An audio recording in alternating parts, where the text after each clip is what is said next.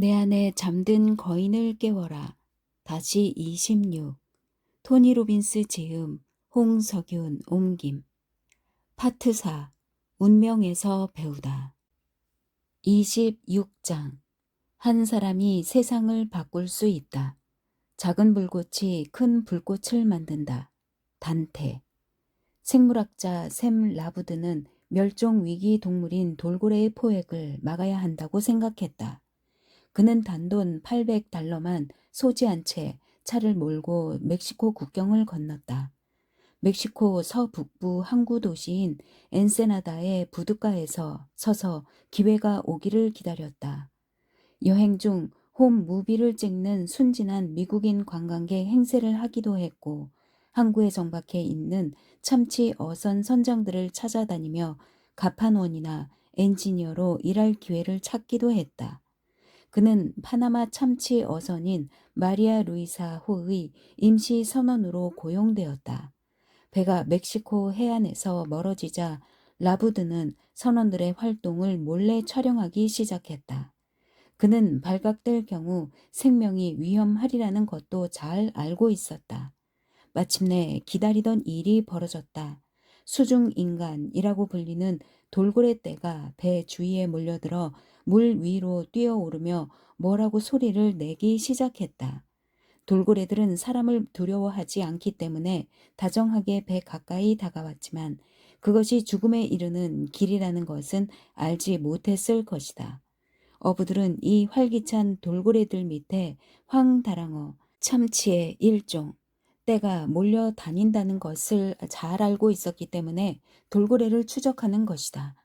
그들은 그저 황다랑어를 잡을 수 있다는 냉혹한 계산으로 돌고래가 가는 길을 따라 그물을 치지만 그 과정에서 돌고래에게 무슨 일이 생기는지는 전혀 신경 쓰지 않았다. 라부드는 이 과정을 5시간 동안 비디오에 담았다. 돌고래들이 잇따라 그물에 얽혀 빠져나오지 못하면서 생존에 필요한 산소를 얻기 위해 수면으로 나올 수 없었다. 그때 선장이 소리쳤다. 얼마나 많이 잡혔지?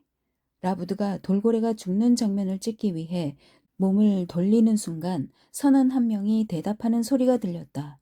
50마리쯤! 선장은 선원들에게 그물을 끌어올리라고 명령하자 미끄러운 갑판 위에 목이 졸려 죽은 수많은 돌고래의 사체가 쏟아졌다. 선원들은 참치에서 돌고래를 골라내 바다에 버렸다. 보호받아야 할 이 아름다운 동물의 사체들이 쓰레기 봉투처럼 무심코 바다에 버려졌다. 라부드의 이 영상은 지난 수년 동안 많은 사람이 주장해온 돌고래 학살에 대한 명확한 증거가 되었다. 라부드가 하루 동안 촬영한 추적 영상으로 수백 마리의 돌고래들이 수시로 죽어간다는 사실이 밝혀진 것이다. 지난 10년 동안에만 600만 마리가 넘는 돌고래가 죽은 것으로 추정된다. 11분짜리로 편집된 라부드의 비디오는 우리와 함께 지구를 공유하는 지적이고 애정이 넘치는 이 존재에게 우리가 무슨 짓을 하고 있는지 끔찍한 현장을 폭로하면서 많은 사람을 놀라게 했다. 전국의 분노한 소비자들이 하나둘씩 참치 구매를 중단했고 언론의 관심이 높아지면서 불매 운동은 더욱 가속화되었다. 라부드가 이 끔찍한 장면을 영상으로 처음 포착한 지 불과 4년 만인 1991년 세계 최대 참치캔 제조회사인 스타키스트는 더 이상 건창망에 걸린 참치는 사용하지 않겠다고 발표했고 해산물 가공회사 치킨 오브 더 씨와 범블비 씨푸드도 몇 시간 뒤 그 뒤를 이어 비슷한 성명을 발표했다. 이 싸움은 아직 끝나지 않았지만 규제 대상이 아닌 외국 참치 어선들이 여전히 미국 어선들보다 6배나 많은 돌고래를 죽이고 있다. 마리아 루이사호에서 하루 동안 찍은 라부드의 영상이 수많은 돌고래의 생명을 구하고 해양 생태계의 균형을 회복하는 데 도움을 주면서 미국 참치 산업 개혁의 촉매제가 되었음은 의심할 여지가 없다. 인간은 누구나 태어나기 전에는 불가능한 존재였다. 랄프 waldo 에머슨. 많은 사람은 사회적으로 화제가 되거나 세계의 관심을 끄는 사건이 일어나면 개인적으로 아무리 잘못이 없어도 결국 자신의 행복은 다른 사람들의 행동에 달려 있다고 생각하면서 스스로를 무력하고 하찮은 존재라고 생각한다. 그들은 폭력 집단 간의 싸움과 범죄에 시달리며 대규모 정부 적자와 SNL 위기에 당황해하고 노숙자와 문맹이라는 사회 문제에 슬픔을 느끼며 지구온난화와 지구상에 사는 특정 종의 무자비한 멸종에 숨 막혀 한다. 이들은 이 모든 게 내 잘못으로 초래된 게 아닌데 내가 나와 가족의 삶을 건사시킨들 그게 무슨 소용이 있겠어. 권력을 잡은 어떤 미치광이가 실수로 버튼을 잘못 누르면 우리 모두를 날려버릴 수 있는데 라는 생각에 빠진다.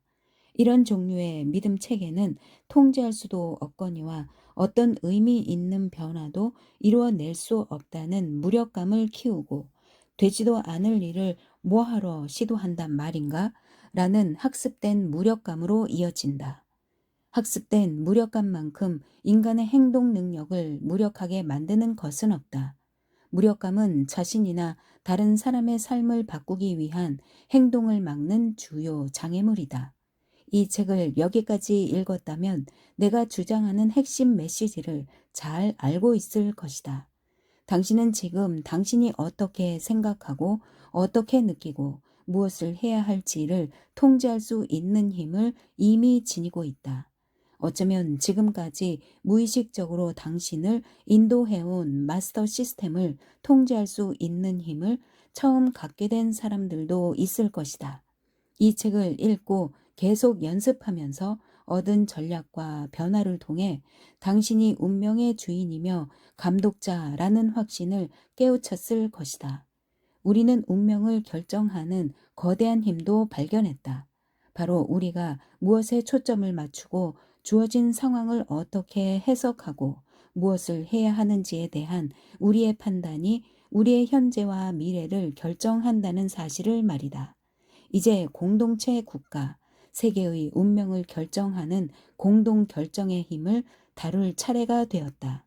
미래 세대의 삶은 광범위한 마약 남용, 무역 불균형, 비효율적인 공교육, 수감 제도의 단점 등 현재의 문제들에 어떻게 대처할 것인지에 대해 오늘 우리가 내리는 집단적인 결정에 달려 있다. 우리는 효과도 없는 많은 일에 집착하면서 결과에만 치중하기 때문에 문제의 원인을 보지 못한다. 우리의 운명을 만드는 것이 우리가 매일 내리는 작은 결정이라는 사실을 인식하지 못한다. 모든 결정에는 결과가 뒤따르게 되어 있다. 우리가 무의식적으로 결정을 내리고 일어나는 사건이나 다른 사람이 우리 대신 우리 운명을 결정하게 하고 우리가 하는 행동의 잠재적 영향을 예상하지 않고 생각 없이 행동한다면 자신도 모르게 가장 두려워하는 문제들이 영원히 계속될지 모른다. 또 눈앞의 고통을 피하려다가 오랫동안 고통을 겪게 될 결정을 내리거나 강 아래 폭포에 이르러서야 어쩔 수 없었다고 변명하게 될지 모른다. 아마도 우리가 가지고 있는 가장 널리 퍼진 잘못된 믿음은 어떤 초능력을 가진 사람만이 우리의 문제를 바꿀 수 있는 힘이 있다고 잘못 생각하는 것이다. 전혀 그렇지 않다. 우리 삶은 지금까지 축적된 것이다. 현재 우리 삶의 결과가 어떠하든 간에 그것은 개인으로서, 가족으로서, 공동체로서, 사회로서, 인간 종으로서 우리가 내린 수많은 작은 결정들의 축적이다. 우리 삶의 성패는 대개 한 번의 대재앙적인 사건이나 지구를 뒤흔들 만한 한 번의 결정에서 나온 결과가 아니다. 그렇게 보일 때도 있지만 우리 삶의 성패는 우리가 매일 내리는 작은 결정과 행동에 의해 결정된다. 마찬가지로 우리가 소외된 사람들을 돌볼 수 있는지, 환경과 조화롭게 사는 법을 배울 수 있는지 같은 문제들에서 진정한 차이를 가져오는 것은 우리 각자가 개인적인 차원에서 책임감을 가지고 매일 내리는 결정과 행동이다. 개인의 운명이든 공동 운명이든 거대하고 광범위한 변화를 가져오기 위해서는 카니의 훈련에 따라 지속적이고 끊임없는 개선에 전념해야 한다. 그것만이 장기적으로 지속될 변화를 만들 수 있는 유일한 길이다. 궁극적인 해결책. 국가적으로나 세계적으로나 오늘날 우리가 직면하고 있는 모든 문제의 공통적인 요소가 무엇이라고 생각하는가? 노숙자 급증부터 범죄율 증가, 막대한 예산 적자, 그리고 우리 생태계의 점진적 파괴에 이르기까지 모든 문제가 인간의 행동에 의해 야기되었거나 발생되었다는 것이다. 그러므로 이 모든 문제를 해결하는 방법은 우리의 행동을 바꾸는 것이다. 이것은 우리가 어떤 문제를 판단하고 결정하는 방식을 바꿔야 한다는 의미이며 바로 이 책의 일관된 주제이기도 하다. 마약이 문제가 아니라 우리의 행동이 문제라는 얘기다. 10대의 임신은 바이러스가 아니라 행동의 결과다. 갱들 간의 싸움도 행동의 문제이고 핵 전쟁도 결국은 행동의 문제다. 핵폭탄을 만든 것이 우리의 결정이었다면 핵폭탄을 없애는 것도 우리의 결정이다. 이 모든 문제들은 바로 우리 인간이 그렇게 하기로 선택한 행동의 결과다. 예를 들어 어느 한 개인이 폭력 조직의 일원이 되면 그 하나의 결정으로 일련의 행동과 문제가 생겨난다. 그가 폭력 조직원의 정체성을 갖게 되면서 조직에 대한 충성심에 최고의 가치를 두는 아주 특별한 행동 강령을 따르게 될 것이고, 그로부터 그의 모든 규칙과 행동이 나오는 것이다. 우리의 결정으로 인해 전 세계에 장기적으로 영향을 미친 예로는 전 세계 수많은 사람의 목숨을 앗아간 만성적 기근과 식량 부족을 들 수 있다. 세계 보건기구는 우리가 생산하는 식량이 지구상의 모든 남녀노소를 먹여 살릴 수 있다는 사실을 입증했지만 여전히 매일 4만 명의 아이들이 기아로 죽는다. 왜 그럴까? 분명히 우리는 충분한 자원을 가지고 있지만 식량이 분배되는 방식과 자원이 사용되는 방식에서 무언가 크게 잘못되어 있기 때문이다. 그러면 어떻게 해야 할까? 좋은 소식은 모든 문제의 근원이 우리의 행동, 그리고 그 행동이 일어나게 만든 의사 결정 과정이라는 사실을 깨닫는다면 그것을 바꿀 수 있는 것도 우리 자신이라는 사실을 알고 있다는 것이다. 앞서 배운 것처럼 우리가 절대적으로 통제할 수 있는 것은 우리의 내부 세계일 뿐이다. 어떤 상황이 우리에게 무엇을 의미하는지, 그 상황에서 무엇을 해야 할지 스스로 결정한다. 그리고 그 결정의 결과로 외부 환경에 영향을 미치는 행동을 취한다. 우리가 가정, 회사, 공동체에서 취하는 행동들은 일련의 연쇄적 결과를 초래한다. 우리는 행동을 통해 마음속 깊이 간직하고 있는 가치와 신념을 전달한다. 우리가 취하는 가장 간단한 행동도 대중 매체의 세계적인 영향력을 통해 전 세계 사람들에게 영향을 미치며 그들을 감동시킬 수 있는 힘을 가지고 있다. 이것이 인류에게 고무적으로 들릴지 모르지만 당신은 이렇게 묻고 싶을지 모른다. 세상을 변화시키기 위해 한 사람이 과연 무슨 일을 할 수 있단 말입니까? 무엇이든 할 수 있다. 당신의 영향력을 제한할 수 있는 것은 당신의 상상력과 헌신뿐이다. 세계의 역사는 변화를 만들기 위해 특별히 헌신한 소수의 평범한 사람들의 행동으로 일어난 일들의 연대기일 뿐이다. 이들은 모두 아주 작은 일들을 비상하게 잘 해냈다. 무언가 바뀌어야 한다고 생각했고 그 변화를 만들 사람은 자신이라고 생각했으며 실제로 할 수 있다고 생각했다. 이들이 바로 우리가 영웅이라고 부르는 사람들이다. 나는 우리뿐 아니라 우리가 만날 모든 사람들이 비록 단기적으로는 손해처럼 보일지라도 다른 사람들의 삶을 더 낫게 만들기 위해 대담하고 용기 있는 숭고한 조치를 취할 수 있는 타고난 능력을 가지고 있다고 믿는다. 당신에게는 옳은 일을 할 수 있는 능력, 담대하게 입장을 표명하고 변화를 만들어낼 수 있는 능력이 있다. 문제는 그 순간이 왔을 때 당신 자신이 영웅이라는 것을 기억하고 이타적인 생각으로 도움이 필요한 사람들을 기꺼이 도울 수 있느냐 하는 것이다. 그것은 내가 자발적으로 한 게 아니라 그들이 내 배를 먼저 침몰시켰기 때문이다. 존 F. 케네디, 어떻게 영웅이 되었냐는 질문에 대한 답변.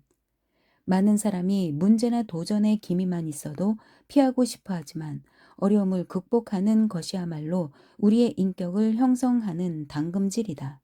많은 사람은 큰 어려움이나 생명을 위협하는 상황이 생기기 전까지는 자신의 영웅적인 본성을 발견하지 못하고 다만 다른 선택의 여지가 없기 때문에 그 상황에 잘 대처하기 위해 노력한다.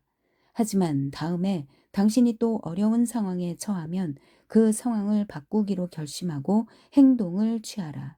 당장은 아주 작아 보이는 행동이라도 좋다. 그 행동이 어떤 결과를 초래할지 누가 알겠는가? 당신에게서 영웅의 정체성을 찾고 영웅처럼 행동하라. 사람들은 테레사 수녀 같은 사람을 보고 그녀가 영웅적인 기질을 타고났다고 생각한다.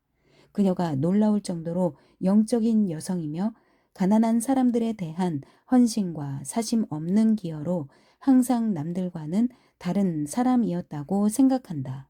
물론 그녀가 특별한 용기와 동정심을 가진 여성인 것은 사실이지만 그녀에게도 우리 시대의 위대한 공헌자로 자신의 역할을 정의한 자신의 정체성을 규정한 결정적인 순간이 있었다.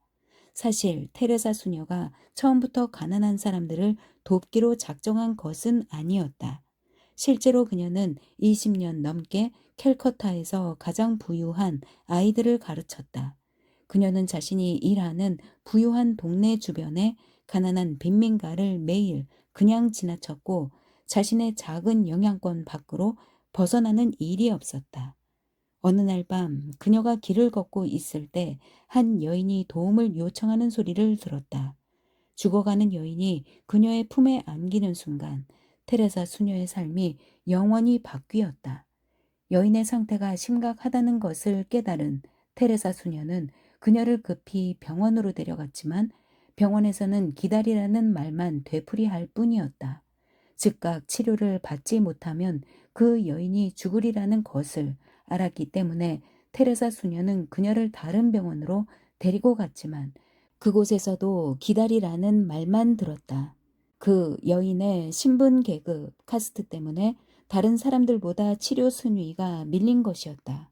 절망에 빠진 테레사 수녀는 그 여인을 자신의 집으로 데려올 수밖에 없었고 그날 밤늦게 그 여인은 테레사 수녀의 품에서 편안하게 숨을 거두었다. 마침내 테레사 수녀에게 운명을 결정짓는 순간이 찾아왔다. 그녀는 자신의 손이 닿는 곳에 있는 그 누구에게도 다시는 이런 일이 일어나지 않게 하겠다고 결단했다. 그 순간부터 주변에서 힘들게 사는 사람들의 고통을 덜어주는데 평생을 바치기로 결심했다. 살든 죽든 그들은 존엄성을 가진 사람들이었다. 그녀는 모든 사람이 마땅히 누려야 할 사랑과 존경을 받으며 더 나은 대우를 받을 수 있도록 개인적으로 모든 노력을 다했다. 지금 이 자리에서 우리와 뜻을 같이 하는 우방들과 우리를 적대시하는 세력 모두에게 공히 선언하노니 횃불은 이제 미국의 새로운 세대에게 넘어갔습니다. 그들은 금세기에 태어났으며 전쟁을 통해 단련되면서 평화가 얼마나 힘들고 쓰라린 것인지 알고 있고 선조의 유산을 자랑스럽게 여기며 이 나라가 국내는 물론 전 세계에 약속해온 인간의 권리가 서서히 무너지는 것을 결코 좌시하거나 허용하지 않는 세대입니다.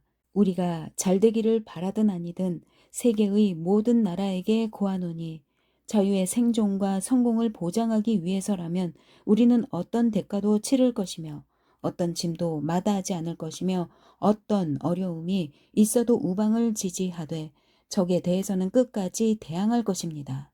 존 F. 케네디. 요즘 사람들은 영웅이 된다는 생각 자체를 꺼리는 것 같다. 아마도 영웅에게 수반될 것이라고 생각되는 책임을 회피하려는 생각일 것이다. 어쩌면 자기 중심적인 열망 때문일 수도 있지 않을까? 어쨌든 모든 영웅주의는 거짓이라고 생각해서 그런 건 아닐까? 누구든 완벽한 사람은 없다.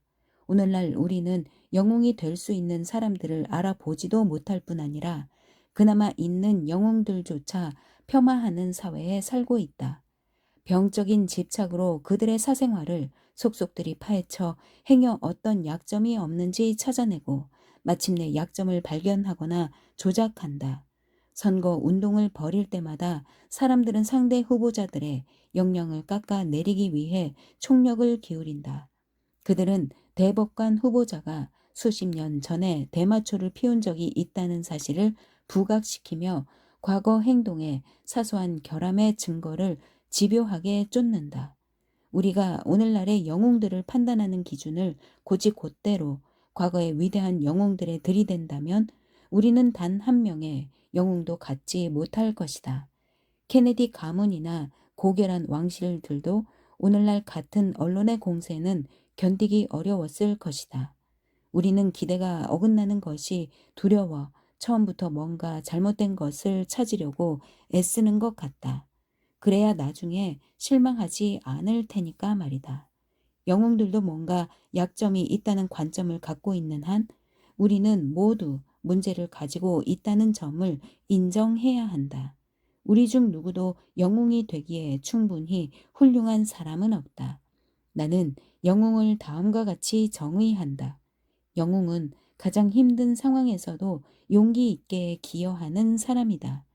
영웅은 사심 없이 행동하고 다른 사람들이 기대하는 것보다 더 많은 것을 자신에게 요구하는 사람이다. 영웅은 두려움에도 불구하고 자신이 옳다고 믿는 것을 실행함으로써 역경을 이겨내는 사람이다. 영웅은 현상을 유지하려는 사람들의 상식을 뛰어넘는다. 사회에 기여하는 것을 목표로 하는 사람, 기꺼이 모범을 보이려는 사람, 진실한 믿음을 지키며 사는 사람이다. 확실한 결과를 낼 수 있는 전략을 개발하고 그것을 실현할 때까지 지속적으로 노력하며 필요에 따라 접근 방식을 바꾸고 지속적으로 행하는 작은 행동의 중요성을 이해한다. 영웅은 완벽한 사람이 아니다. 우리 중 누구도 완벽하지 않다. 우리는 모두 실수를 하지만 그렇다고 해서 삶의 과정에서 우리가 기여하는 바가 무의미해지는 것은 아니다. 영웅주의는 완벽함에서 나오는 것이 아니라 인간다움에서 나온다. 노숙자 문제. 우리의 마음속에 영웅주의의 불똥이 깜빡이고 있다는 것을 알고 있으면서도 그것이 거대한 불꽃이 되기를 기다리기만 한다면 노숙자 문제 같은 거대한 사회적 이슈를 어떻게 해결할 수 있겠는가? 이런 상황을 변화시키기 위한 첫 번째 해법은 우리 자신에게 더 높은 기준을 적용하는 것이다. 지구상에서 가장 부유한 나라에 사는 우리는 어린이를 포함한 많은 사람이 인간 쓰레기처럼 길거리에 버려지는 것을 더 이상 용납해서는 안 된다고 결단해야 한다. 미국 인구의 몇 퍼센트가 노숙자인지 아는가? 사실 노숙자의 수는 완전히 집계되어 있지 않다. 노숙자의 특성상 이들은 주소가 없기 때문에 정확한 수치를 산정하기 어렵다.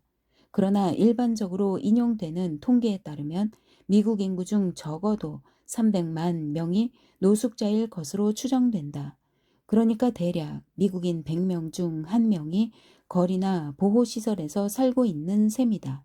이 문제를 해결하기 위한 두 번째 해법은 우리의 믿음을 바꾸는 것이다. 이러한 문제들이 이 나라에 만연한 사회적 현상이기 때문에 개인 차원에서 할 수 있는 일은 없다고 생각해서는 안 된다. 이런 학습된 무력감에서 벗어날 수 있는 방법은 개인 차원에서도 얼마든지 변화를 이끌어낼 수 있고 실제로 모든 위대한 개혁은 헌신적인 개인에 의해 이루어졌다는 믿음을 채택하는 것이다. 우리는 또 그들이 노숙자가 된 것은 모두 정신적으로 정상이 아니기 때문이라는 생각을 바꿔야 한다.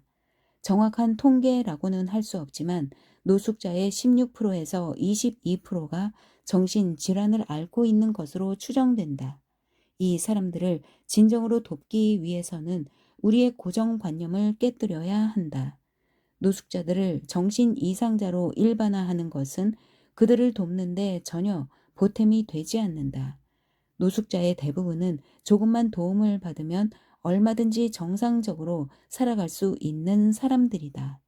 그들이 처음에 노숙자가 된 원인은 무엇이었을까?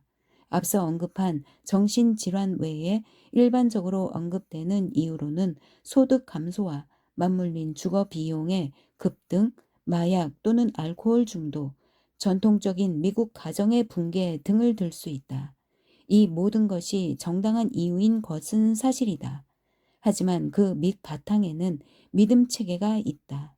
많은 사람이 어려운 환경 속에서도 마약과 알코올에 중독되지 않았고, 집을 잃었거나 집세를 낼 만큼 돈을 벌지 못하거나 가정 파괴를 경험했어도 노숙자가 되지 않았다. 그들은 무엇이 달랐을까?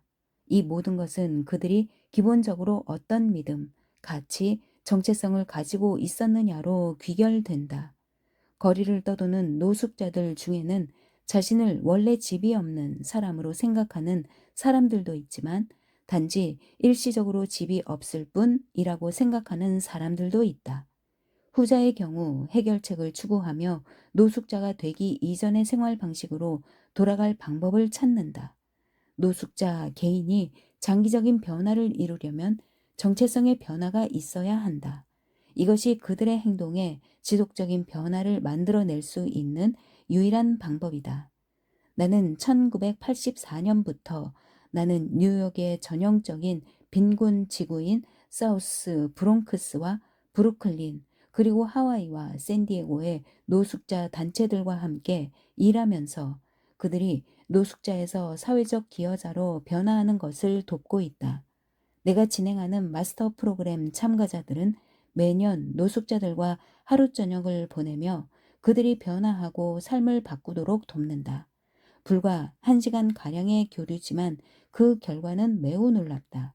놀라운 예로 TJ라는 젊은 남자 노숙자의 이야기를 소개하겠다. 우리는 그를 2년 전에 처음 만났다. 우리는 함께 저녁이라도 먹으며 삶에 대한 이야기를 나눠보자고 그를 초대했다. 그는 늘 취한 상태에 있었다고 말했다. 그는 길거리에서 10년 넘게 살면서 코카인, 메타돈, 암페타민 등에 중독되어 있었다. 세미나 참가자들은 그와 1시간을 같이 보내면서 그가 자신의 믿음을 바꾸고 새로운 정체성을 뒷받침하는 전략을 개발하도록 도움을 주었다. 오늘날 TJ는 길거리 생활과 마약을 청산했을 뿐만 아니라 사회의 기여를 실천하고 있다. 그는 현재 텍사스에서 소방관으로 일하고 있다. 게다가 지난 2년 동안 우리 프로그램에 참여하며 불과 몇 년 전에 자신의 처지와 같은 사람들을 찾아 돕는 일을 지원하고 있다. 노숙자들을 인터뷰하면서 나는 많은 노숙자가 TJ와 비슷하다는 것을 알게 되었다. 그들은 마약이나 알코올 문제를 가지고 있거나 집을 잃었지만 그 상황에 대처하는 방법을 모르고 있었다. 그들의 문제도 일반 다른 사람들의 문제와 다르지 않다. 그들은 자신을 제한시키는 신경 연상 회로를 가지고 있었고 변화를 배제하는 가치관을 가지고 있었다. 그들의 규칙은 그들이 앞으로 나아가지 못하게 하고 있었고 그들의 정체성은 그들을 제한적인 상황과 연결시키고 있었다. 자유가 그들의 가장 높은 가치인 경우가 많기 때문에 열악한 물리적 환경에도 불구하고 행복을 느끼고 있었다. 결국 그들은 사회의 규칙을 따를 필요가 없다고 생각하고 자신들의 규칙이 압박하는 것을 피하는 경향을 보인다. 게다가 그들은 노숙자 집단 전체를 친구 공동체로 삼고 있었고 자신의 지혜로 생존해 나가고 있다고 생각하기 때문에 스스로 강한 존재라고 여긴다. 그리고 자신들이 인격이 그렇게 형성되었다고 생각한다. 나는 한때는 노숙자였지만 지금은 집을 갖고 있는데도 여전히 보호시설에서 사는 사람도 보았다. 그런 사람은 자신의 정체성을 여전히 노숙자라고 생각하기 때문이다. 우정과 보살핌을 통해 우리는 노숙자들의 가혹한 현실과 그들이 사회로 복귀하는 데 필요한 개인적 책임 문제를 연결하는 가교가 될 수 있다. 우리는 모두 우리가 강력하게 동의하는 감정에 따라 행동한다. 당신이 노숙자와 우정을 쌓으면서 온천이나 극장을 함께 다니며 그에게 새로운 근거 경험을 만들어 준다면 어떨까? 새로운 근거 경험은 새로운 믿음과 새로운 정체성을 위한 기초를 제공해 준다. 작은 노력이 큰 차이를 만들 수 있다는 것을 명심하라. 수감 제도의 문제. 수감 제도에도 불안한 문제가 잠재되어 있다. 현재 수감 제도가 재범률이 무려 82%나 되는 비효율적 제도라는 사실을 모르는 사람은 거의 없다. 1986년 현재 연방 및 주 교도소 수감자들 중 60%가 2번 이상, 45%가 3번 이상, 20%가 6번 이상 투옥된 사람들이다. 지난 5년 동안 교도소 수감 인구가 계속 늘어나 포화 상태에 다다르면서 수감자의 스트레스도 크게 높아졌다. 이런 상황을 완화하기 위해 당국은 많은 수감자들에게 $200를 주고 임시 방면시켰다. 비록 원치는 않았지만 수감 기간 동안 교도소에서 확신감과 안정감에 익숙해 있던 죄수들이 불시에 풀려난 것이다. 하지만 그들은 자신의 의사 결정 시스템을 바꾸는 방법을 배우지 못한 상태였다. 그들은 신체적 피해나 성적 학대를 당하지 않기 위해 누군가에게 돈을 지불해야 하는 환경에서 살아왔고, 살아남기 위해서 도둑질을 하거나 폭력 조직에 가담해야 하는 환경에서 살아왔다. 그런 환경에서 그들은 자기 자신이나 세상을 보는 올바른 시각을 제대로 키울 수 없었다. 게다가 야만적인 규칙에 의해 인정받고 명성을 얻게 되는 교도소 사회에서 살아남기 위해 범죄자 정체성을 계속 유지할 수밖에 없는 상황에 내몰린다. 한 전과자의 고백을 들어보자. 나는 석방되자마자 다시 교도소로 돌아갈 생각만 했습니다. 바깥 세상에서는 아는 사람이 하나도 없었으니까요. 하지만 교도소 공동체에서는 존경을 한 몸에 받았지요. 나를 위해서라면 기꺼이 누구라도 죽일 수 있는 부하들도 있었고요. 하지만 세상 바깥에서 나는 쓸모없는 전과자에 불과합니다. 환경을 통제할 방법이라고는 전혀 없다고 생각하는 상태에서 아는 사람 하나 없는 세상으로 나온 사람들은 의식적이든 무의식적이든 다시 그들의 집, 교도소로 돌아가기 위해 또 다시 범죄를 저지르는 것이다. 이런 악순환을 끊을 수 있을까? 물론 가능하다. 교도소에 갇혀 있는 것에는 충분한 고통을, 바깥 세상에서 사는 것에는 충분한 기쁨을 연결시키면 된다. 우리가 그들을 효과적으로 훈련시켜 이처럼 결합할 수 있다면 결과는 놀라울 것이다. 최근에 살인 미수로 8년을 복역하고 막 풀려난 한 남자와 인터뷰를 했다. 내가 다시 누군가를 죽일 생각이 있느냐고 묻자 그는 웃으며 말했다. 고민할 필요도 없소. 누가 내 약을 빼앗는다면 말이오. 다시 감옥으로 돌아가는 일은 없어야 하지 않겠어요? 아니, 수감 생활이 그렇게 나쁜 것만은 아니라오.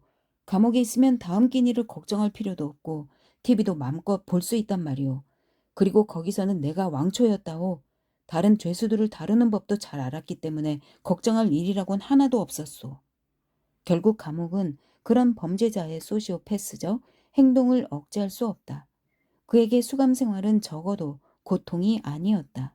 이 사람을 천재적인 위조범의 이야기를 다룬 채 Catch Me If You Can의 주인공이자 저자인 프랭크 에버그네일의 경험과 비교해보자.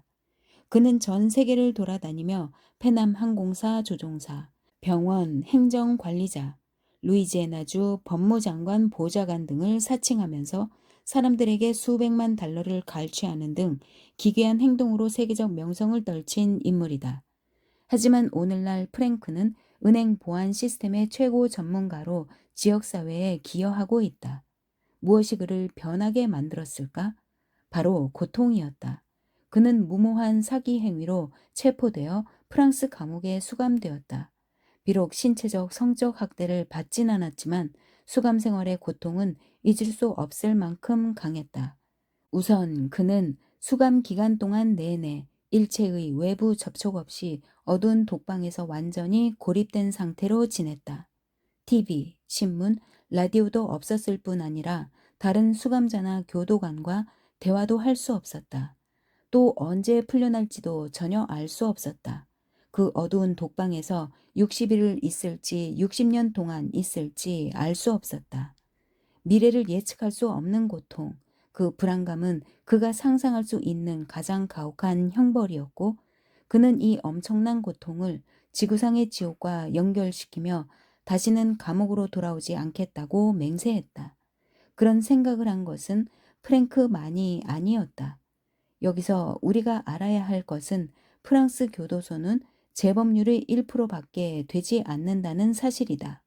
실제로 프랑스 교도소에서 죄수 한 명당 지출 비용은 1년에 약 200달러에 불과하다.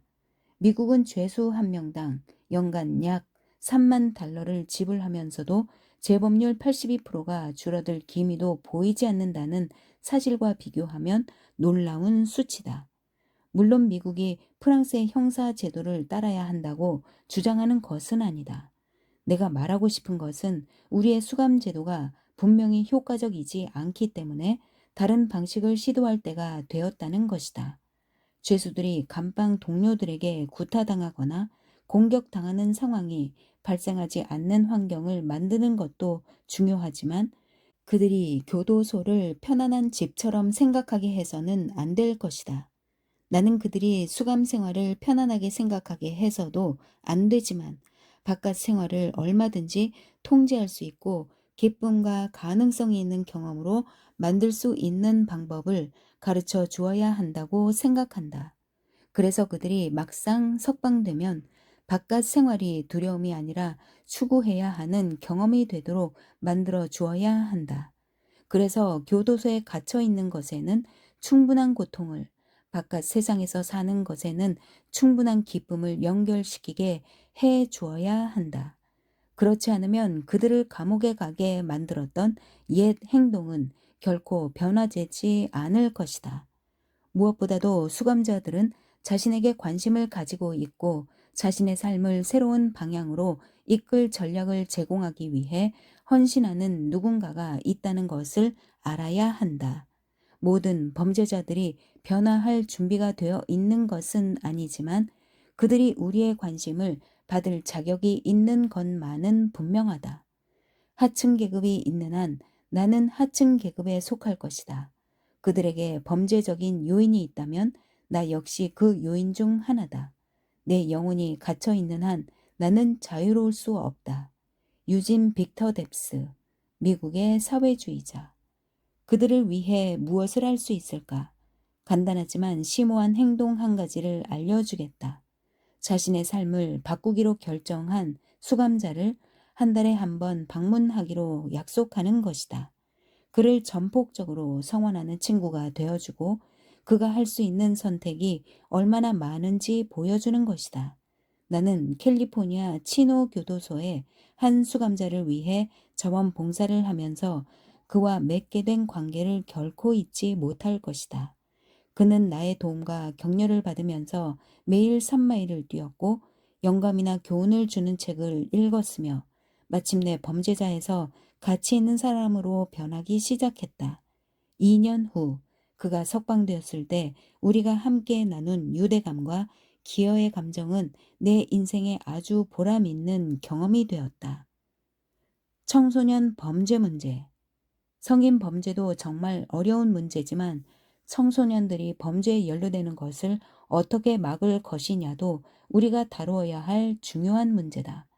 도심 한복판에서 매일 젊은 폭력배들에 의해 자행되고 있는 무분별한 살인 행위를 어떻게 봐야 할까?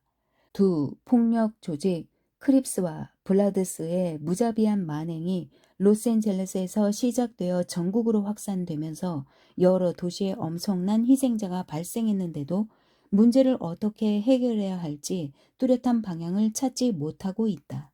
나는 이 문제에 대처함에 있어서 우리가 가장 먼저 해야 할 일은 범죄 집단들이 그들의 규칙에 대해 다시 생각하도록 만드는 것이라고 확신한다.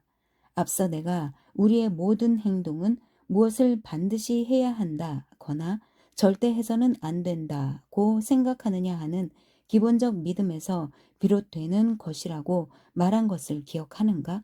나는 최근 음악 잡지 롤링스톤에서 조직 폭력배들의 일상생활을 다룬 책에서 발췌한 기사를 읽은 적이 있다. 이 기사는 캠프 킬패트릭이라는 소년원에서 열린 범죄자 수업에 대해 자세히 설명한다. 왜 사람을 죽였느냐고 묻자 그들은 한치의 망설임도 없이 37가지나 되는 이유를 나열했다. 그중 몇 가지는 정말 충격적이다. 그저 자기를 기분 나쁘게 쳐다보았다거나 어디 출신이냐고 물으면서 동전을 달라고 했다거나 걸음걸이가 보기 싫었다거나 장난으로 자기 음식에 손을 댔다거나 예를 들어 감자튀김 하나를 가져갔거나 자기 머리를 이상하게 잘라 놓았다거나 등 아주 사소한 이유였기 때문이다. 도대체 이런 규칙들을 누가 따른단 말인가? 이런 비정상적인 규칙들을 따르는 청소년들의 감정이 얼마나 불안할지는 불보듯 뻔한 일이다.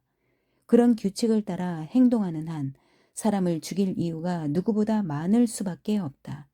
그나마 다행인 것은 수업 진행자가 질문의 힘을 이해하고 그들의 완고한 그릇된 믿음을 약화시키고 있다는 것이었다. 그는 그들에게 이렇게 질문했다. 너라면 너희가 제시한 이 이유 중에서 어느 것을 위해 기꺼이 목숨을 내놓을 수 있겠니? 그러니까 머리를 잘못 깎았다고 해서 사람을 죽이면 너도 같은 이유로 죽을 수 있다. 그래도 사람을 죽이겠느냐고 물은 것이다. 이런 질문이 그들로 하여금 자신들이 그동안 따라왔던 규칙을 재평가하고 자신들이 사람을 죽인 이유가 정말 그렇게 중요한 것이었는지를 다시 생각하게 만들었다. 수업 진행자가 참석자 모두에게 이 질문을 던지자 그들은 자신들의 규칙을 근본적으로 바꾸기 시작했다. 이제 그들에게 남을 죽여야 하는 이유는 37가지에서 3가지, 정당방위, 가족보호, 조직으로 줄어들었다. 사실 마지막 이유인 조직을 위해서는 단 한 명에게서만 나왔는데 이는 유년기의 그 소년이 조직을 자신의 인생에서 가장 중요한 것이라고 생각했기 때문이었을 것이다. 다른 소년들이 그에게 그것도 지우라고 설득하자 그는 단 한마디로 답했다. 너희는 나를 몰라. 그의 정체성은 자신이 조직과 강하게 연결되어 있다는 확신이었다. 그에게 조직을 포기하는 것은 모든 자아의식을 포기하는 것을 의미했다. 아마도 그의 생애에 유일하게 변하지 않는 것일 것이다. 이런 식의 질문과 대답을 통해서 이 학교는 수업에 참가한 많은 소년들을 변화시키고 있다. 이 수업을 받으면서 소년들은 파괴적 믿음의 근거 다리를 약화시켰고 더 이상 그 믿음을 확신하지 않게 되었다. 믿음, 가치관, 규칙, 정체성을 바꾸면 행동이 바뀐다는 것을 기억하는가? 우리는 어떤 환경에서 범죄 집단이 처음 생기는지를 명확하게 규명해야 한다. 이 문제 역시 각 상황에 따라 적절한 방법으로 행동을 수정해 줌으로써 다룰 수 있다. 환경 문제. 환경은 더 이상 반체제 집단의 반대 집회 구호가 아니라 국가와 전 세계의 관심사로 떠올랐다. 역사상 유례 없는 열대기후가 4년 연속 이어지면서 지구온난화에 대한 사람들이 우려도 극도로 높아졌다. 지구온난화란 이산화탄소의 과도한 배출로 지구가 오존층에 갇혀서 지구 온도가 상승하는 현상이다. 이런 지구 온난화의 주 원인은 무엇일까? 그 원인들 중 하나로 에어컨과 분무기 캔에서 나오는 플루오르화 탄소를 들 수 있다. 지구 온난화의 또 다른 주 원인은 중남미 열대우림의 무분별한 파괴와 화재로 인한 손실이다. 열대우림은 지구 전체 식물의 80%를 차지하기 때문에 우리 생태계에 매우 중요하다. 나무들은 우리가 대기로 방출하는 유독가스인 이산화탄소를 흡수해서 산소로 바꾸어주는 기능을 수행한다. 그러므로 나무야말로 지구를 되살려주는 고마운 존재다. 나무가 없다면 지구상의 생명은 존재할 수 없을 것이다. 열대우림 나무들은 또 세계에서 가장 다양한 동물과 곤충들을 위한 환경을 제공해 준다. 열대우림을 태우면 산소를 생산하는 식물들과 동식물들이 사는 환경이 파괴되고 엄청난 양의 이산화탄소가 대기 중으로 방출되어 지구 온난화를 가속시킨다. 열대우림이 이처럼 중요한데도 불구하고 인간은 열대우림을 왜 그렇게 가차없이 개간하는 것일까? 바로 고통과 기쁨이라는 간단한 문제, 즉 경제적 이유 때문이다. 열대우림 국가들에서는 열대우림을 개간하는 농장주들을 장려하기 위해 막대한 세금 감면 혜택을 준다. 그들은 더 많은 주택을 짓기 위해 열대우림을 개간하는 것일까? 물론 그렇지 않다. 미국으로 수출하는 소고기를 더 많이 생산하기 위해 소들의 방목지를 확장하려는 목적이다. 미국은 소고기의 10%를 중남미에서 수입한다. 미국의 수요를 충족시키기 위해 열대우림은 5초마다 1에이커 1200평의 속도로 사라지고 있다. 열대우림을 방목지로 만드는 것은 비효율적일 뿐만 아니라 인간이 할 수 있는 가장 파괴적이고 근시안적인 결정이다. 우리 생존의 원천을 불도저로 밀어버리는 어리석음을 저지르고 있는 것이다. 열대우림 국가로부터 수입하는 소고기를 사용한 4분의 1 파운드 120g짜리 햄버거 하나를 살 때마다 55평방피트 1.5평의 열대우림이 파괴된다는 것을 알고 있는가? 열대우림은 한번 파괴되면 절대 다시 복원할 수 없다. 게다가 현재 열대우림의 파괴로 인해 매년 1000종의 생물이 멸종되고 있는데 이는 우리 생태계 파괴에도 치명적이다. 그들은 도대체 무엇 때문에 그러는 것일까? 단지 우리 몸에 더 많은 소고기를 공급하기 위해서다. 그렇지만 의학계는 이미 고기의 과다 섭취가 미국 성인 사망의 최고 원인인 심장병과 암에 직접적인 관련이 있다고 주장해 왔다. 의학계는 미국인 사망자 2명 중 1명은 어떤 형태로든 심장병과 관련이 있다는 충격적인 통계를 발표한 바 있는데 이는 차라리 러시안 룰렛 게임에서의 생존 확률이 일반적인 미국 식단을 따를 경우의 생존 확률보다 더 높은 셈이다. 문제는 이런 외부 환경의 파괴가 결국은 우리 자신의 내부 환경 파괴로 이어진다는 것이다. 이제 열대우림의 파괴를 멈춰야 한다는 생각이 드는가? 우리 생태계의 균형을 회복하는데 도움이 되는 일을 하고 싶은 생각이 드는가? 그린피스 같은 환경단체에 재정적 지원을 하는 것 외에 당신이 할 수 있는 가장 강력한 일은 지구를 혹사시키는 것과 관련된 개인적 행동을 고통에 연결시키는 것이다. 물론 햄버거의 소비를 줄이거나 없애는 것도 그 첫걸음이 될 수 있다. 라부드의 영상이 참치 산업의 불매 운동을 불러일으킨 것처럼 여기서도 그런 움직임이 일어날 수 있다. 환경 파괴는 단지 긍정적인 문제가 아니다. 지금 지구 자체가 위태롭다. 당장 오늘 저녁 무엇을 먹을까에 대한 당신의 작은 결정이 얼마나 많은 이산화탄소가 우리의 대기로 방출되는지, 그리고 얼마나 많은 종의 동식물이 매일 죽어 나가는지에 결정적인 영향을 미친다는 것을 명심하라. 이 말이 너무 거창하게 들린다면 당신의 식단 결정이 지역 차원에서 어떤 영향을 미치는지 살펴보자. 아마 당신이 살고 있는 곳도 내가 살고 있는 지역처럼 심각한 물 부족을 겪고 있을 것이다. 사실 21세기에는 물이 미래의 금으로 불릴 만큼 가장 귀중하고 희소한 자원 중 하나가 될 것이라는 말이 나올 정도다.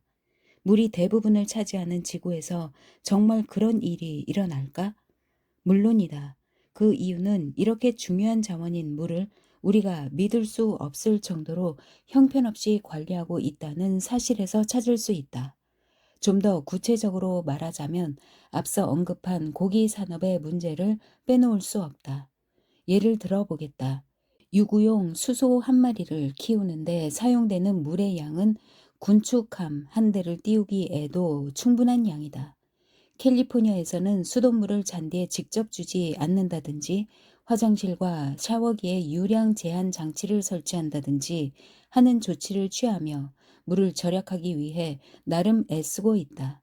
물론 이런 행동들은 중요하지만 캘리포니아 소고기 1파운드 450g을 생산하는데 5,214갤런 2만 리터의 물을 쓰고 있다는 사실을 알고 있는가? 이는 당신이 소고기 1파운드를 먹지 않으면 1년 내내 샤워를 하지 않는 것보다 더 많은 물을 절약할 수 있다는 뜻이다.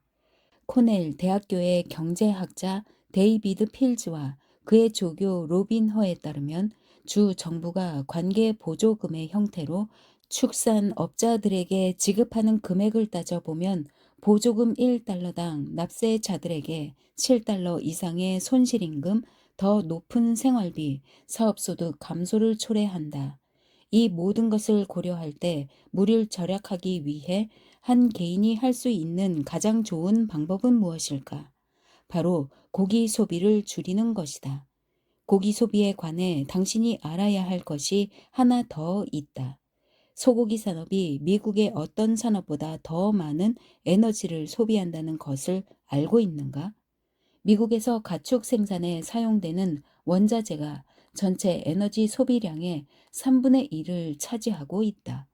특히 소고기 1파운드를 생산하는데 필요한 화석 연료는 콩에서 같은 양의 단백질을 생산하는데 필요한 화석 연료의 39배에 달한다. 에너지를 절약하고 싶다면 한 블록 아래에 있는 식당까지 걸어가는 것보다 차를 타고 가는 것이 더 현명할 것이다. 이 산업의 비효율적인 에너지 기준에 따르면 식당까지 걸어갈 경우 4분의 1 파운드의 소고기나 닭고기를 먹어야 섭취할 수 있는 칼로리를 소비할 것이기 때문이다. 원자력 발전소가 걱정되는가? 우리가 육류 소비를 50% 줄인다면 미국에서 원자력에 대한 의존도를 완전히 없앨 수 있을 뿐만 아니라 국외 석유 수입 의존도를 상당히 혹은 완전히 줄일 수 있을 것이다. 또 세계 기아 문제도 언급하지 않을 수 없다. 매년 6천만 명의 사람들이 기아로 죽어가고 있는 상황에서 이제 우리가 자원을 얼마나 효율적으로 활용해 왔는지에 대한 검토를 더 이상 피할 수는 없다. 다시 한번 강조하거니와 모든 결정은 그에 따른 결과를 초래한다. 우리가 지구에 미치는 장기적인 영향을 이해하지 못한다면 우리는 여전히 잘못된 결정을 계속 반복하게 될 것이다. 토지의 효율성 차원에서도 소고기의 생산은 심각한 문제를 야기한다. 250파운드, 113kg의 소고기를 생산할 수 있는 면적의 땅에서 4만 파운드, 18톤의 감자를 생산할 수 있다. 한 사람분의 소고기를 생산할 수 있는 땅에서 160명분의 감자를 생산할 수 있다는 의미다. 소고기 1파운드를 생산하는 데 사용되는 자원으로 16파운드의 곡물을 생산할 수 있다. 고기를 먹는 한 사람을 먹여 살리기 위해서는 3.25 에이커 4,000평의 땅이 필요하지만 유제품을 먹는 채식주의자 한 명을 위해서는 0.5 에이커 600평, 완전 채식주의자 한 명을 위해서는 6분의 1 에이커 208평의 땅이면 충분하다. 다시 말하자면 1에이커의 땅에서 육류를 먹는 사람보다 채식하는 사람 20배를 먹여 살릴 수 있다. 오늘날 매일 4만 명의 아이들이 굶고 있지만 우리가 자원을 더 효과적으로 관리한다면 그들을 먹여 살리고도 남을 능력이 있다. 모든 미국인이 고기 섭취량을 단 10%만 줄여도 그만한 양의 가축을 기르는데 사용되는 자원의 절약으로 1억 명은 먹여 살릴 수 있을 것이다. 이는 지구상에 굶주리는 사람들을 모두 먹여 살리기에 충분한 식량이다. 분배의 문제는 분명히 정치적으로 풀어 나아가야 할 과제지만 적어도 음식의 분배만큼은 얼마든지 해결할 수 있을 것이다. 하나 더 짚고 넘어가자면 우리의 식습관 때문에 고갈되고 있는 또 다른 중요한 천연 자원으로 표토도 빼놓을 수 없다. 자연이 1인치의 표토를 만드는데 500년이 걸리지만 오늘날 우리는 16년마다 1인치의 표토를 잃어버리고 있다. 200년 전 미국의 땅에는 21인치의 표토가 있었지만 지금은 6인치밖에 없다. 이런 표토의 심각한 손실 원인 중 85%는 가축 생산과 직접적인 관련이 있다. 적절한 표토가 없으면 먹이 사슬은 무너지고 우리의 존재도 위험해진다. 내가 지금까지 살펴본 통계 수치들이나 고기를 먹는 것이 우리 환경에 얼마나 파괴적인 영향을 미치는지 관심을 갖게 된 것은 전적으로 나의 좋은 친구 존 로빈스 덕분이었다.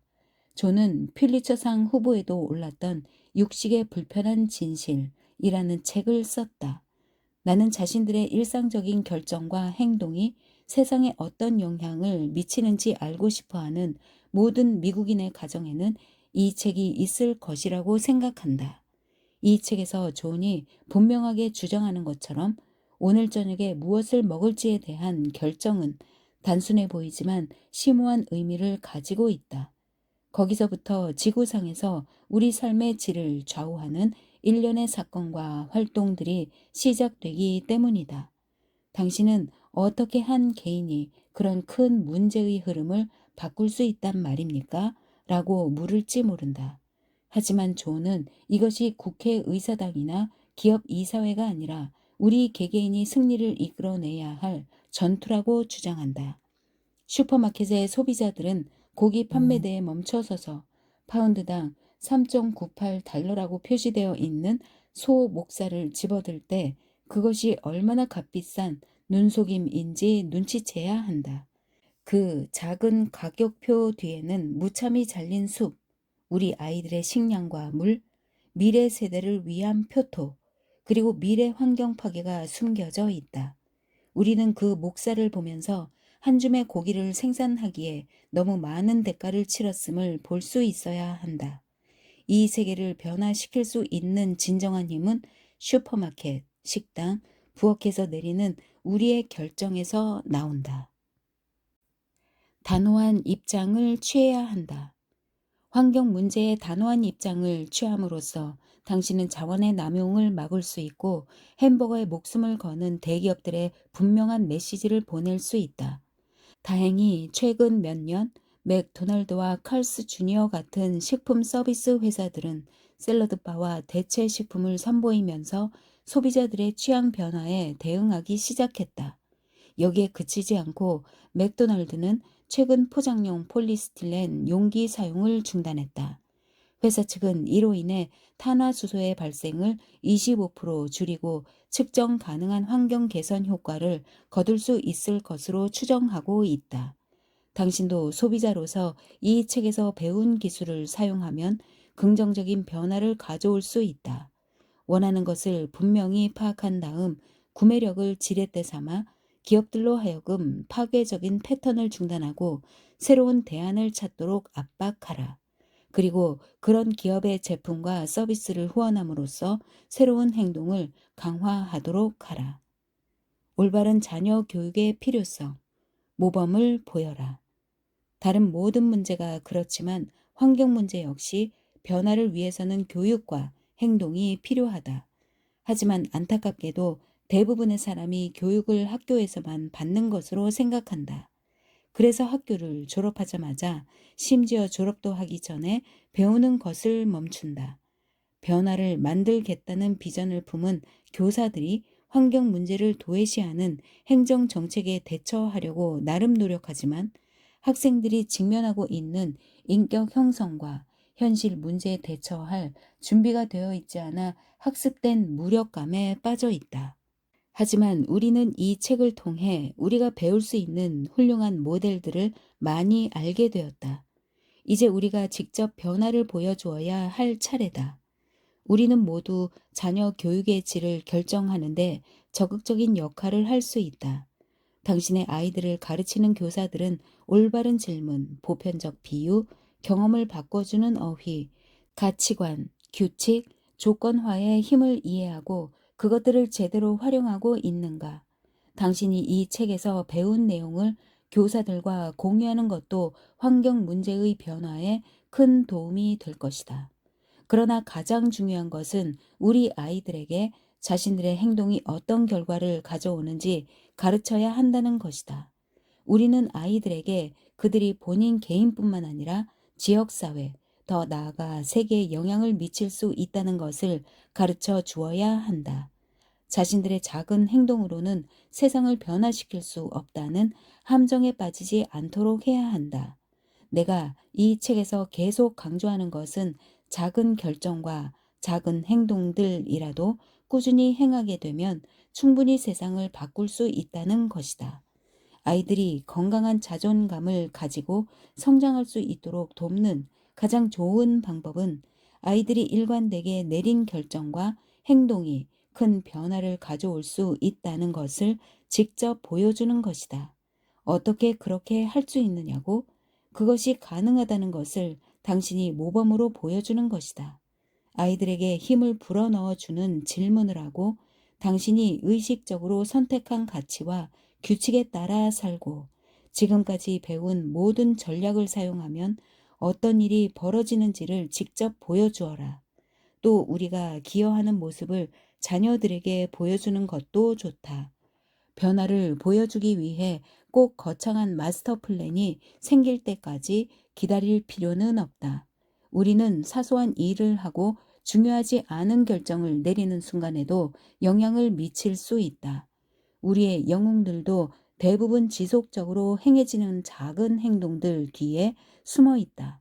주위를 둘러보라. 사방에 영웅이 있지만 우리는 그들이 매일 하는 일에 대해 마땅히 해야 할 칭찬조차 하지 않는다. 매일같이 경찰관의 일을 묵묵히 충실하게 하는 사람들은 분명히 영웅이다. 그들은 우리를 보호하고 우리에게 안정감을 주지만 우리 대부분은 그들을 우리의 적으로 보고 있다. 소방관도 영웅이다. 하지만 우리가 그들의 도움을 받는 비상 상황에 처하지 않는 한 그들을 영웅으로 보지 않는다. 앰뷸런스 운전사, 119 긴급 구조대, 비상사태 상담원, 그리고 수많은 이름 없는 영웅들도 마찬가지다. 사회에 기여할 준비가 되어 있는 것만으로도 세상을 바꿀 수 있다. 예를 들어 누군가 갑자기 당신 앞에서 심장마비로 쓰러졌는데 당신이 심폐소생술, 응급처치 교육을 받았고 무엇을 어떻게 해야 하는지 알고 있다면 어떤 느낌이 들 것 같은가? 생명이 거의 꺼져가는 상황에서 그 사람의 혈액을 순환시켜 목숨을 구했다면 내가 분명히 말할 수 있는 것은 그런 경험을 통해 느끼는 기여감이야말로 당신 인생에서 지금까지 느꼈던 그 어떤 것보다 더 큰 성취감과 기쁨을 줄 것이라는 사실이다. 그것은 당신이 그동안 받은 어떤 칭찬이나 어떤 재물이나 어떤 물리적 성취보다도 더 큰 보상을 줄 것이다. 이것은 가장 극적인 예의 일부일 뿐이다. 이 외에도 당신이 기여할 수 있는 방법은 얼마든지 있다.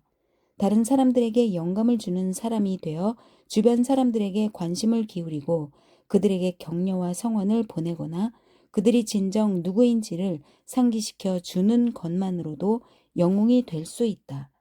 식료품점에서 물건을 살 때도 그저 이 코너 저 코너를 무심히 지나치는 대신 마주치는 모든 사람에게 쾌활한 미소를 지으며 아는 척 한다면 어떨까? 낯선 사람에게 진심 어린 칭찬을 건넨다면 어떨까? 그 순간 그들의 감정 상태도 바뀌어서 그들이 다음에 만나는 사람에게 미소나 칭찬이 이어질 수 있지 않을까? 어쩌면 그들의 자녀에게까지 전해질 수 있지 않을까? 당신의 행동 하나가 연쇄적으로 좋은 효과를 낼 수 있지 않겠는가? 세상을 바꿀 수 있는 간단한 방법들은 얼마든지 있다. 굳이 나가서 누군가의 생명을 구하는 것만이 세상을 바꾸는 것이 아니다. 단지 그들을 웃게 만드는 것이 그들의 생명을 구하는 것일 수도 있고 그들의 삶을 새롭게 즐기도록 만드는 것일 수도 있다. 오늘 당신이 세상을 바꿀 수 있는 간단한 방법은 무엇일까? 퇴근길에 독거 노인의 집에 들러 이야기를 나누는 것도 좋을 것이다. 그 노인에게 그동안 살아오면서 배운 가장 중요한 인생 교훈을 얘기해 주실래요? 라고 묻는다면 그의 기분이 어떻겠는가? 아마도 당신에게 해줄 말이 엄청 많을 것이다. 또 동네 병원에 들러서 환자들을 방문해 그들의 오후를 즐겁게 해주는 것도 좋을 것이다. 환자의 말에 귀를 기울이는 것 외에는 아무것도 할 일이 없어도 당신은 영웅이 될 수 있다. 그런데 왜 사람들은 다른 사람들을 돕기 위해 그렇게 작은 행동을 하는 것조차 두려워하는 것일까? 아마도 가장 일반적인 이유는 자신 없는 일을 하는 데서 오는 부끄러움 때문일 것이다. 그들은 거절당하거나 바보처럼 보일까봐 두려워한다. 하지만 당신이 알아야 할 게 있다. 게임에서 이기려면 전력을 다해야 한다는 것이다. 어리석다는 느낌이 들 때도 있고 안 되는 것처럼 보이는 일을 할 때도 있다. 실제로 안 되면 접근 방식을 바꿀 수도 있다. 이런 것들을 감수하지 않는다면 어떻게 혁신하고 성장하고 진정한 자신을 발견할 수 있겠는가? 완벽한 하루를 살려면 당신에게 보답할 수 없는 사람을 위해 무언가를 해야만 한다. 존 우든. 당신이 전 국민의 삶을 바꾸고 싶다면 분명히 많은 사람의 가치 체계에 영향을 주어야 한다. 주지하다시피 우리의 미래는 젊은이들의 손에 달려 있다. 그들의 가치관이 언젠가는 이 사회 전체의 가치관이 될 것이다. 이 책을 쓸 때 마침 조지 부시 대통령이 우리에게 특별한 기회를 줄 수 있는 문서에 서명했다. 바로 1990년 전국 지역 사회봉사법으로 지역사회가 봉사의 기회를 개발하고 확장할 수 있도록 프로그램 자금, 교육 및 기술 지원을 제공하는 내용을 담고 있다. 이 법안은 모든 시민이 자신의 시간, 재능, 에너지를 제공할 것을 권장하는데 특히 젊은이들을 다양한 프로젝트에 참여시키는 것을 목표로 하고 있다. 젊은이들이 노인이나 신체적 장애가 있는 사람, 암 환자, 문맹자들을 도와주면서 경험하게 될 기여감을 생각해 보라. 매일매일의 기여 경험을 통해 그들 자신의 정체성과 운명이 크게 바뀔 것이다. 사람은 동료 인간의 감사한 행동에 감동을 받으면 그 삶이 영원히 바뀐다. 많은 젊은이가 이런 경험을 공유한다면 그것이 이 나라에 얼마나 큰 영향을 미치겠는가. 앞으로 당신이 겪게 될 가장 강력한 파급 효과는 당신 안에서 싹트는 기여감이 될 것이다. 우리에게는 이제 단지 고통을 피하고 기쁨을 얻는 정도의 기본적인 동기 이상의 무언가가 필요하다. 나는 우리의 가장 깊은 곳에는 우리가 옳다고 믿는 일, 우리 자신을 뛰어넘는 일을 하고 싶고 우리의 에너지, 시간, 감정, 자본을 더 큰 대의를 위해 헌신하고 싶어하는 마음이 있다고 생각한다. 비록 그것이 단기적으로 고통을 주더라도 우리는 우리 자신의 도덕적이고 영적인 필요를 충족시키기를 원한다. 단지 우리의 심리적인 욕구에 반응하는 것이 아니라 남들이 기대하는 것보다 더 큰 일을 하고 남들이 기대하는 것 이상의 사람이 되어야 한다는 도덕적 의무에 반응하는 것이다. 기여감보다 더 큰 개인적 만족감을 주는 것은 없다. 사심 없이 베푸는 것이야말로 모든 성취감의 근본이라고 할 수 있을 것이다. 이런 프로그램의 진정한 힘은 다른 사람들에게 지속적으로 베풀므로써 우리의 중요한 가치관을 기여에 맞춘다는 데 있다.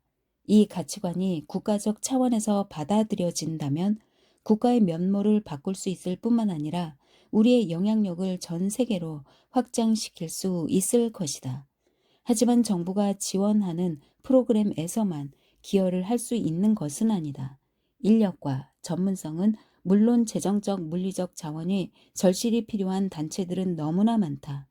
보상이 없다거나 뭔가 부족한 것을 따지지 미국인 전체가 타인에 대한 기여를 반드시 해야 하는 일로 생각한다면 그 영향이 얼마나 클지 상상할 수 있겠는가? 이 나라의 모든 사람이 도움을 받아야 할 노약자들을 제외하고 일주일에 3시간 동안 기여에 참여한다면 이 나라가 정말 가장 필요한 대의 명분에 무려 3억 2천만 시간 이상 인력을 투입할 수 있다는 것을 상상해 보라.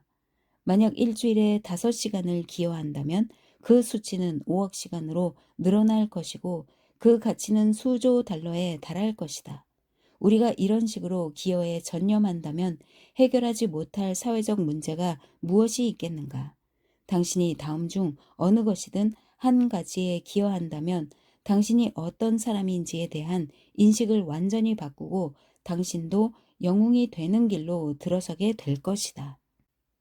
기여할 수 있는 몇 가지.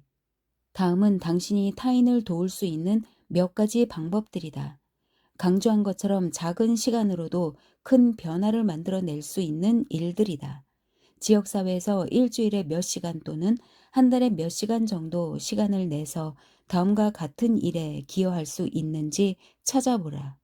정신적, 육체적으로 불편한 사람들을 위한 프로그램, 기본기술 교정 지도, 노인 및 어린이 돌봄 활동, 선거인 등록 자원봉사, 시민 순찰, 마을 방범 활동, 도서관 봉사, 책 정리, 목록 작성, 병상 환자에게 책 보내주기, 에너지 절약 봉사 활동, 공원 및 주차 관리 봉사 활동, 동네 청소, 자선 모금 걷기 행사, 마약 예방 교육, 상담 전화 봉사 활동, 청소년 선도 프로그램, 국제 입양, 지역사회 봉사, 응급 구조대 보조, 건물 미화 작업, 보육원 프로그램, 예술문화 박물관 봉사활동, 교환학생 초대, 재활용 프로그램, 기여로의 초대.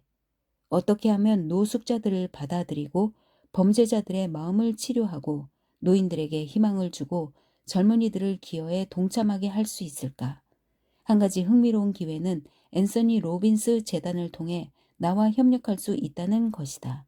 이 재단은 소외된 사람들에게 지속적으로 다가가 도움을 주는데 헌신해온 돌봄 전문가 연합체를 만들기 위해 결성된 비영리 단체다. 우리는 어린이, 노숙자, 교도소 수감자, 노인들의 삶에 변화를 주기 위해 적극적으로 노력하고 있다. 우리 사회의 중요한 구성원인 이들에게 영감을 주고 교육 및 훈련 기회를 마련하고 자기 개발을 할 수 있도록 최고의 자원을 제공하는 데 전념하고 있다. 내가 이 재단을 만든 것은 전적으로 나 인생의 경험 때문이었다. 수년 전 나는 기여가 의무가 아니라 내가 이 사회에서 받은 것을 돌려줄 기회라고 생각하게 되었다. 내가 11세 때 우리 가족은 추수감사절 저녁 식사를 할 돈도 없었다. 그런데 한 자선단체가 우리 집 문 앞에 음식을 가져다 주었고 그 이후 나는 배고프고 집 없는 사람들을 돕는 일이야말로 내가 평생을 바쳐야 할 사명이라고 생각하게 되었고 18세부터 매년 추수감사절마다 가난한 가정에 음식 바구니를 만들어 전해주곤 했다. 내가 친호 교도소 수감자 돕기 프로그램에 참여한 것도 18세 때였다. 나는 이런 지역사회 봉사활동을 통해 자선가로서 진정한 변화를 추구하는 사람으로서 헌신적인 사람으로서의 내 정체성을 형성해 나갔다. 그것은 내게 높은 자부심과 성실함을 심어주었고 다른 사람들에게 더 많은 것을 베푸는 능력을 키워주었다. 그리고 그들에게도 나와 똑같이 하도록 영감을 주었다. 내 책, 테이프, TV쇼를 통해 내가 전 세계에 알려지면서 나는 전 세계 사람들로부터 도움을 요청하는 편지를 거의 매일 받는다. 내가 받는 편지 중에서 가장 심오하고 감동적인 변화는 수감자들과 한때 노숙자였던 지금은 더 이상 노숙자가 아닌 사람들이다. 앤서니 로빈스 재단은 30일짜리 오디오 전집인 개인의 무한한 힘과 내 첫 책 무한 능력을 미국의 모든 교도소에 배포했다. 이 글을 쓰는 현재에도 우리는 전국의 각 노숙자 쉼터에도 같은 제안을 하고 있다. 나는 이 책의 저작권 사용료 10%를 이 테이프 제작과 배포를 지원하기 위해 재단에 기부했다. 또 앤서니 로빈스 앤 어소시에이츠는 나를 대신해 미국 전역에서 비디오 세미나를 진행하는 프랜차이즈 업체로 각 지역 사회에서 연간 최대 2개 프로그램을 무료로 진행하고 있다. 이 무료 프로그램은 교도소, 노숙자 쉼터, 고등학교, 경로당 등에서 개최된다. 우리와 힘을 합치고 싶다면 재단에 연락해 연간 프로그램 중 하나를 지원할 수도 있다. 우리는 청소년 리더십 프로그램, 추수감사절 바구니 부대, 교도소 세미나, 노인을 위한 프로젝트 위즈덤 등을 후원하고 있다.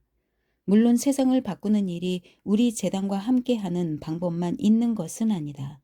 당신이 사는 지역사회에도 당신의 도움이 필요한 단체들이 있다.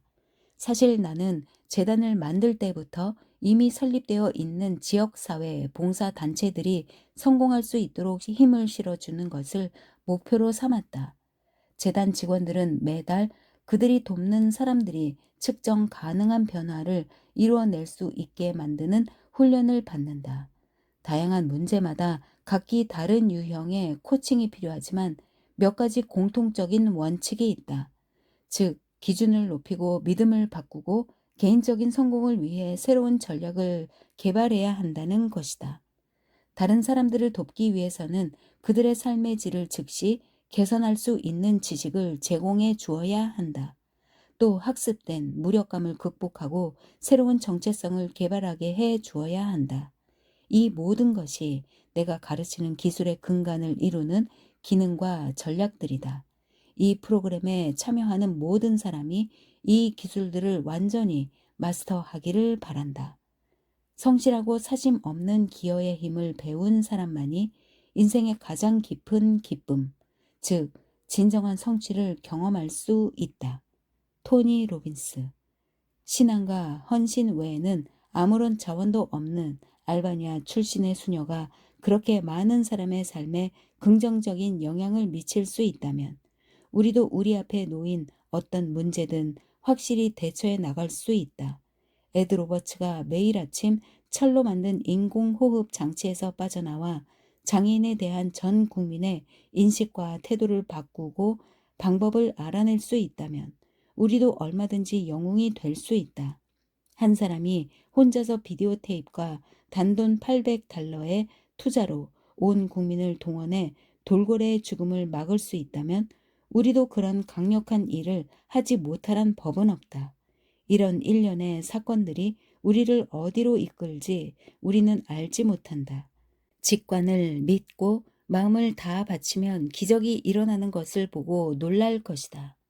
당신이 한 달에 한두 시간만이라도 기여에 참여하기로 약속한다면 당신의 정체성이 달라질 것이고 당신이 정말로 다른 사람을 배려하고 변화하기 위해 의도적으로 행동하는 사람이라는 확신을 갖게 될 것이다.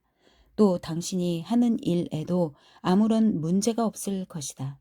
진짜 문제가 무엇인지 이미 알고 있기 때문이다. 오늘 주식이 하락했다고 해서 당신이 느낀 분노는 당신이 다리가 없는 사람을 안아서 침대로 옮겨줄 때, 에이즈 걸린 아기를 당신의 품에 안아줄 때 모두 사라질 것이다. 정말로 큰 은혜는 작은 선물을 가지고 나타난다. 그리고 친구에게서 오는 모든 것은 더할 수 없이 소중하다. 테오크리스토스, 그리스의 목가 시인. 당신이 이 책의 내용을 모두 숙지하고 나면 문제에 대처하는 능력에 대한 걱정은 크게 줄어들 것이다. 예전에 어려웠던 일도 이제는 쉬워질 것이다. 자신의 문제에 집중했던 에너지를 가족, 지역사회, 그리고 당신 주변의 세상에서 일어나고 있는 일을 개선하는 데 전환하게 될 것이다. 지속적인 성취감을 느끼면서 그렇게 할 수 있는 유일한 방법은 이타적인 기여를 통해서만 가능하다. 그러니 영웅을 찾지 말고 당신이 직접 영웅이 되라. 당신이 굳이 마더 테레사가 될 필요는 없다. 물론 원한다면 할 수 있겠지만. 하지만 당신의 좌우명은 균형 잡혀야 한다. 완벽함보다는 균형을 이루도록 노력하라. 사람들은 자신의 삶은 아예 돌보지 않는 자원봉사자이거나 변화에는 관심이 없고 오직 성취만을 추구하는 물질주의자이거나 둘 중 하나라고 생각하는 흑백 논리의 세계에 살고 있다.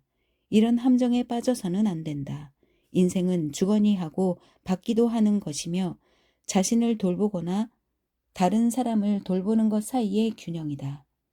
당신의 시간, 돈, 에너지 중 일부를 진정으로 필요로 하는 사람들에게 주되 당신 자신에게도 기꺼이 베풀어라. 그것은 죄책감을 느낄 일이 아니며 기쁘게 해야 할 일이다. 세상의 무게를 당신 어깨에 홀로 짊어질 필요는 없다. 기여가 어떤 것을 포기하는 것이 아니라는 사실을 깨닫는다면 더 많은 사람이 기여에 참여할 것이다. 그러니 모든 걸 기여해야 한다고 생각하지 말고 할 수 있는 만큼만 하라. 그것도 큰 의미가 있다는 것을 알게 될 것이다. 모든 사람이 이렇게 생각하고 조금씩 기여에 참여한다면 한꺼번에 많은 것을 기여하는 사람은 줄어들지라도 도움을 받는 사람은 더 많아질 것이다. 곤경에 처한 사람을 보면 그들에 비해 당신이 더 복을 받았다는데 죄책감을 느끼지 말고 그들이 스스로에 대해 새로운 방식으로 생각하도록 작은 일을 할 수 있다는데 자부심을 가져라. 혹은 그저 당신이 받은 복에 대해 감사나 사랑을 느껴도 좋다. 기여에 평생을 바칠 필요는 없다. 다른 사람을 세심하게 배려하면 그것으로 족하다. 그들에게 힘을 불어 넣어주는 질문을 하는 법을 배우고 새로운 방식으로 그들과 접촉하라. 이러한 기회의 순간들을 포착하면 기여는 부담이 아니라 기쁨이 될 것이다. 나는 고통 속에서 사는 사람들을 자주 본다. 그들의 삶이 고통스러운 이유는 끊임없이 삶의 불공평함에 집중하기 때문이다. 왜 어떤 아이는 장님으로 태어나 무지개의 경이로움을 경험할 기회도 얻지 못한단 말인가? 평생 누구에게도 상처를 준 적이 없는 사람이 어떻게 강도의 총에 맞아 죽는단 말인가? 우리는 우리에게 일어난 사건의 의미와 목적을 모두 알 수 없다. 그것은 신앙에 대한 궁극적인 시험일 뿐이다.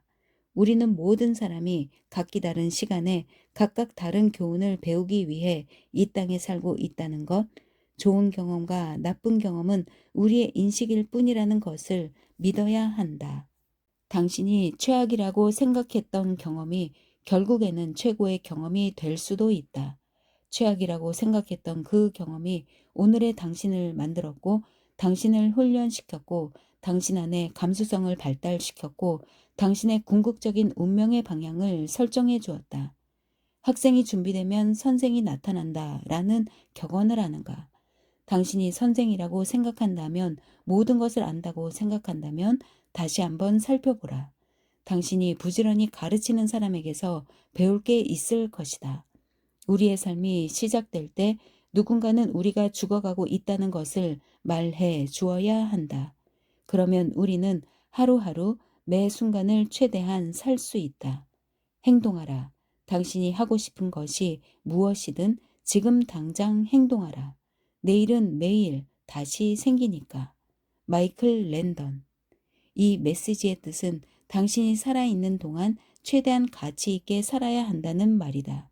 가능한 모든 것을 경험해보라. 자신은 물론 친구들을 돌보라. 충분히 즐기고 열중하고 때로는 괴짜같이 굴어도 좋다. 하고 싶은 대로 해보라. 망쳐도 좋다. 어차피 가야 할 길이면 그 과정을 즐겨라. 실수에서도 배울 게 있다. 문제의 원인을 찾고 그것을 제거하라. 완벽해지려고 노력하지 마라.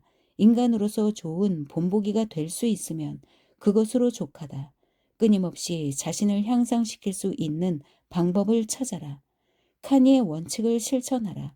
평생 배워야 하는 게 인생이다. 지금 당장 마스터 시스템을 수립하고 인생 게임을 승리로 장식하라. 당신 자신과 남을 배려하는 인간성을 당신의 삶을 이끄는 원칙으로 삼아라. 하지만 인생을 그렇게 심각하게만 보지 마라. 그러면 때로는 어리석을 정도의 천진난만함에서 나오는 즐거움, 그 자연스러운 힘을 잃을 수 있다. 85세가 되어 시를 쓰기 시작했다는 나딘 스테어는 이 점을 가장 멋지게 표현했다. 인생을 다시 살 수 있다면 다음번에는 더 많은 실수를 저질러 봐야지. 여유를 가지고 느긋하게 살아볼 거야.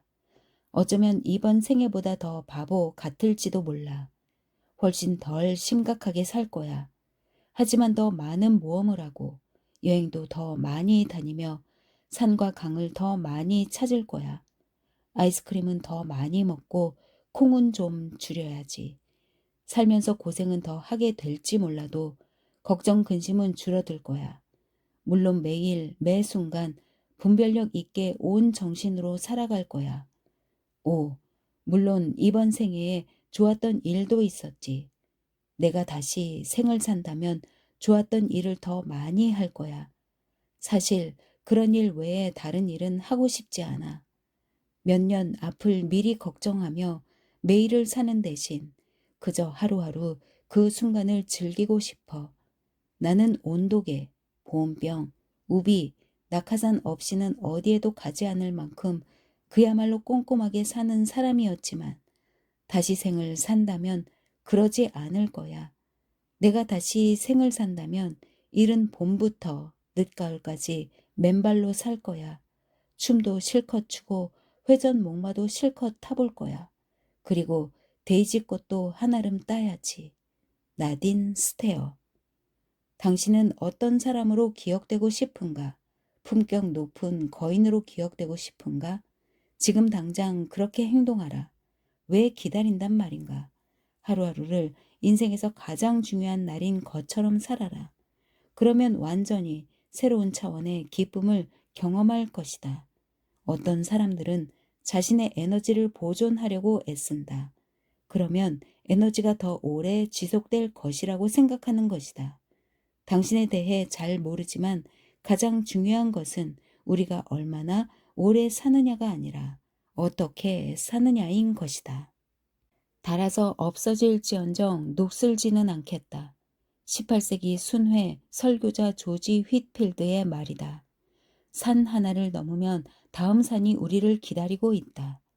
나는 창조주가 우리에게 준 가장 큰 선물이 기대감과 긴장감이라고 생각한다.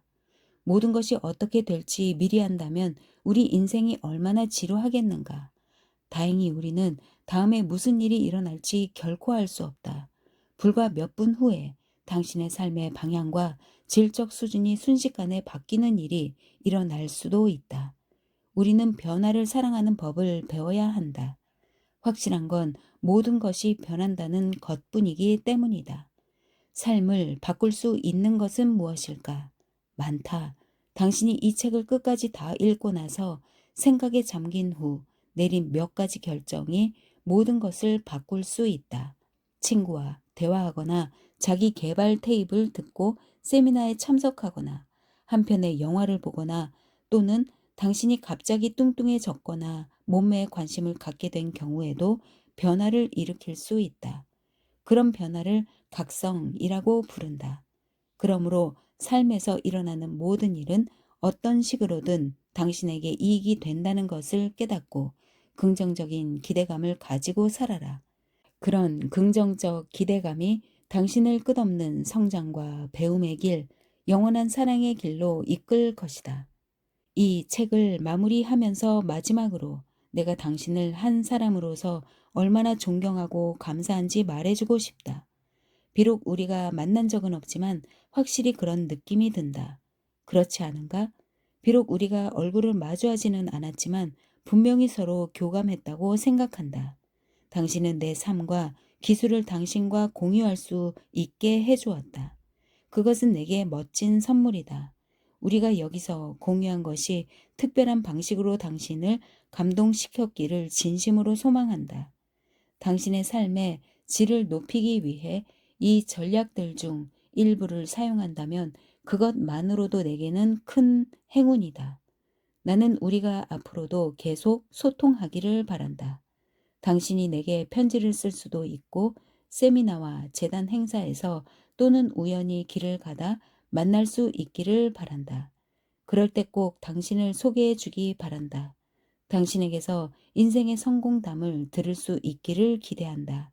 그때까지 기적이 일어날 것이라는 기대를 버려서는 안 된다.